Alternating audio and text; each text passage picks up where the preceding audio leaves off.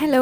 അപ്പം നമുക്ക് നല്ല അടിപൊളി തക്കാളി ചട്നി ഉണ്ടാക്കുന്നത് എങ്ങനെയാണെന്ന് നോക്കിയാലോ? അപ്പോൾ ആദ്യം നമ്മൾ സവാള എടുക്കുക, ഒരു 2-3 പീസ് വെളുത്തുള്ളി എടുക്കുക, തക്കാളി എടുക്കുക കേട്ടോ. തക്കാളി ഞാനൊരു 4 എടുത്തേക്കുന്നത്. ഞാൻ ആ വീഡിയോ കാണിച്ച അളവാണ് കേട്ടോ എടുത്തേക്കുന്നത്. അതിട്ട് ആദ്യം ഒരു പാനിലേക്ക് സാധാ ഓയിൽ, ഞാൻ സൺഫ്ലവർ ഓയിൽ ഇട്ടേക്കുന്നത്, അതിൽ വെളുത്തുള്ളി ഇട്ട് കൊടുക്കുക. പിന്നെ അതിനുശേഷം സവാള ഇട്ട് കൊടുത്ത് ഉപ്പും ചൂടും ചേർത്ത് നല്ലോണം വഴറ്റിയതിന് ശേഷം നമ്മുടെ തക്കാളി ചേർത്ത് കൊടുക്കുക. അതും കൂടെ ഇട്ട് വഴറ്റിയതിന് ശേഷം നല്ലോണം അടച്ചു വെച്ചിട്ട് 2 പീസ് പച്ചമുളക് ചേർത്ത് കൊടുക്കുക. അതിനുശേഷം ഒരു 1/2 സ്പൂൺ കായപ്പൊടി ചേർത്ത് കൊടുക്കുക. പിന്നെ നമ്മൾ പുളി എടുത്തിട്ട് ഒരു ചെറിയ പിടി പുളി എടുത്തിട്ട് അതിൻ്റെ വെള്ളമാണ് ചേർത്ത് കൊടുക്കുന്നത്. അത് തിളച്ച് നല്ല കുറുകി വരുമ്പോഴത്തേക്കും തണുക്കാൻ മാറ്റി വയ്ക്കുക.